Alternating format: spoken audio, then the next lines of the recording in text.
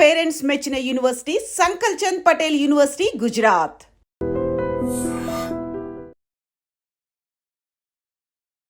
నమస్కారం, welcome to I dream. ధర్మ మార్గం విత్ విజిత కార్యక్రమానికి స్వాగతం.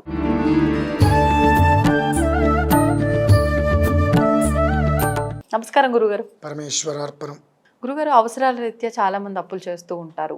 కొంతమంది అప్పులు చేసినంత సులువుగా తీర్చేస్తూ ఉంటారు. కొంతమంది మాత్రం ఎంతకాలమైన అప్పులు తీరవాలనున్నా వాళ్ళకు వచ్చే ఇన్కమ్ని బట్టి తీర్చలేకపోతూ ఉంటారు. కొంతమంది నిజంగా వాళ్ళకి అంత డబ్బు సమకూరినా తీర్చాలన్న కోరిక, ఆశ వాళ్ళలో ఉండవు. తీసుకునేటప్పుడు ఉన్నంత ధ్యాస ఇచ్చేటప్పుడు ఉండదు.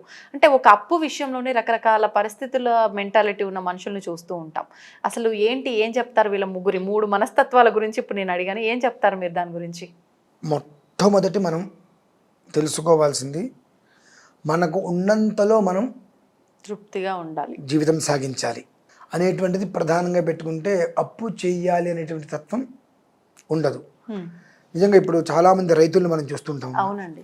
వాళ్ళు నిజంగా నాకు అనిపిస్తూ ఉంటుంది, నలుగురి కోసం అంటే 10 మంది అన్నం తినాలన్న ఒక ఉద్దేశ్యంతో వాళ్ళ కుటుంబాన్ని ప్రమాదంలో పడేసుకొని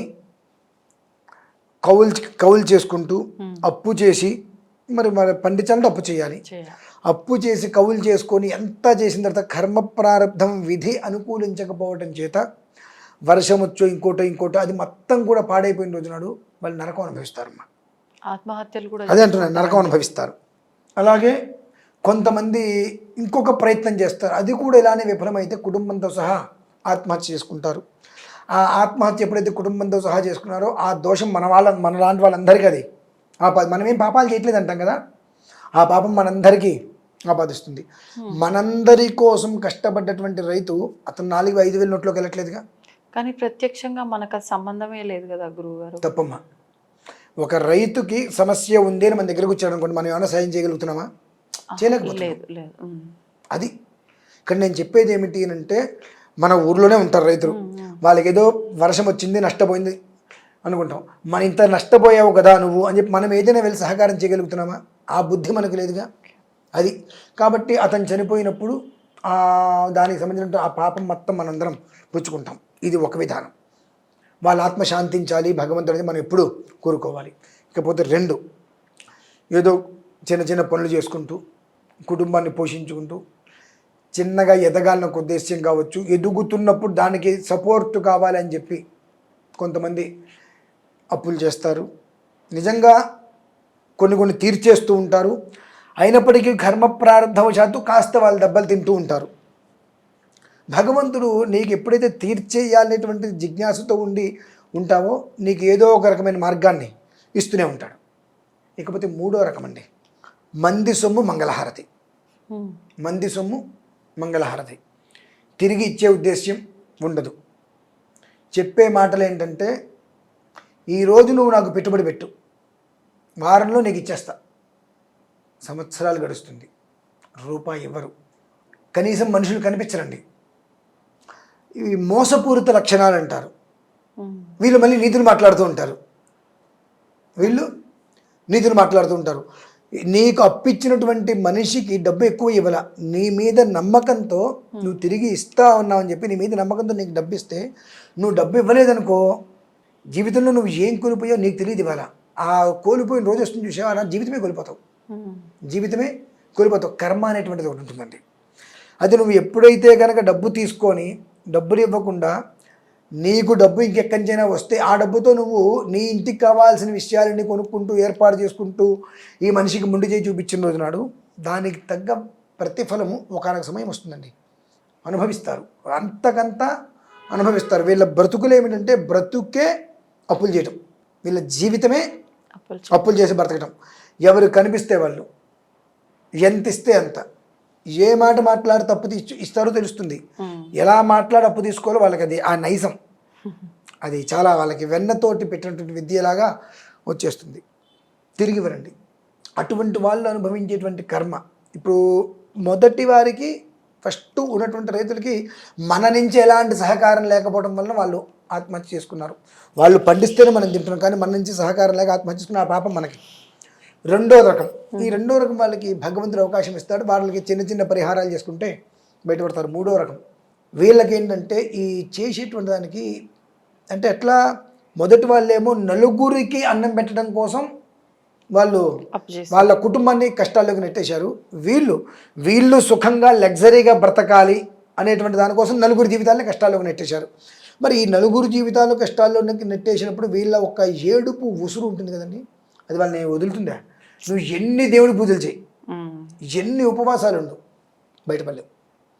రోజు రోజుకి ఊబిలోకి కూరుకుపోవటమే తప్ప నువ్వు బయటికి వచ్చి నిలబడటం అనేటువంటిది అసంభవం.